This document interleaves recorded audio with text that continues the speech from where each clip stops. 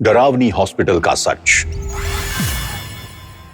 उज्जैन के बिलासपुर में स्थित एक पुराना हॉस्पिटल है जिसका नाम है जीविका हॉस्पिटल। यह हॉस्पिटल कई सालों से सेवा दे रहा है, लेकिन इसके बारे में कई डरावनी अफवाहें भी फैली हैं। कहा जाता है कि यहाँ का गायनेकोलॉजी डिपार्टमेंट, इसके पास वाले वॉशरूम्स और कॉरिडोर्स रात के समय सुरक्षित नहीं है। एक रात की बात है जब सुनंदा, एक नई नर्स जो हाल ही में इस हॉस्पिटल में आई थी, गायनेकोलॉजी डिपार्टमेंट में एक मरीज को अटेंड कर रही थी।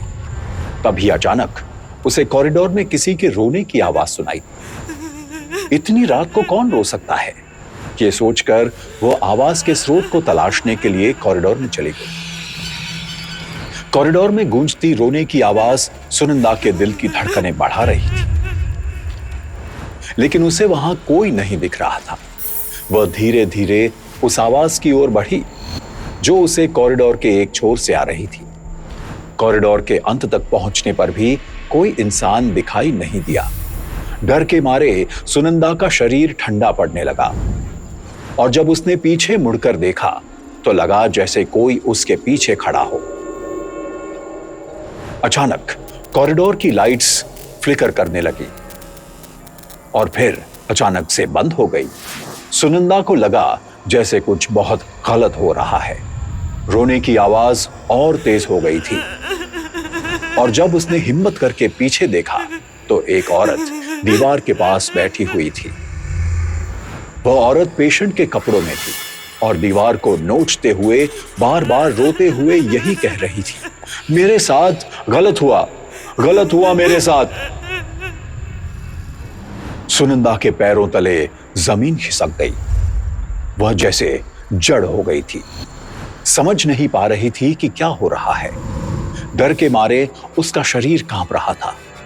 उसने हिम्मत जुटाकर उस औरत के पास जाने का सोचा, लेकिन जैसे ही वह और करीब आई, उसने देखा कि उस औरत के शरीर का निचला हिस्सा खून से सना हुआ था। औरत ने अपना सिर उठाया और सुनंदा की ओर देखा। उसकी गोद में एक मरा हुआ बच्चा था। औरत खून से सनी लाल आंखों से सुनंदा की ओर बढ़ने लगी और उसी गूंजती आवाज में बोलती जा रही थी, मेरे साथ गलत किया, तुम सबने मुझे मार डाला। सुनंदा की घबराहट चरम पर थी। वह किसी तरह वहां से भागी और वॉशरूम में जाकर खुद को बंद कर लिया। उसने अपने पॉकेट से फोन निकालने की कोशिश की, लेकिन याद आया कि फोन तो उसने गायनेकोलॉजी डिपार्टमेंट में ही छोड़ दिया था। अब उसे वही भयानक औरत हर तरफ दिखने लगी थी।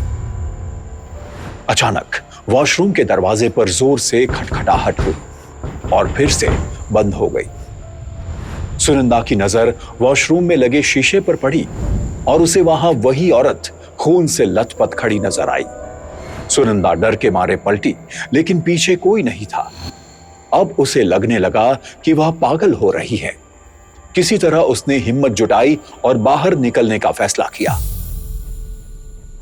वह कॉरिडोर से भागते हुए ऊपर के फ्लोर पर जाने लगी, लेकिन अचानक उसका पैर किसी चीज से टकराया। जब उसने देखा कि वह किससे टकराई तो उसकी जान निकल गई। जमीन पर वही औरत की लाश पड़ी थी जो कुछ देर पहले कॉरिडोर में थी। सुनंदा को अचानक दौरा पड़ गया और वह बेहोश हो गई।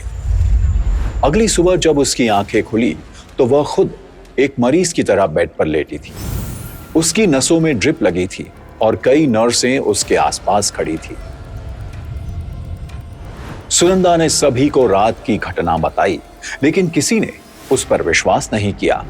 सब ने कहा कि वह अपने काम के चलते अपनी सेहत का ख्याल नहीं रख रही है, इसलिए उसे कुछ दिनों की छुट्टी लेनी चाहिए। तभी एक बुजुर्ग नर्स आई और उसने सुनंदा को एक भयानक सच्चाई बताई।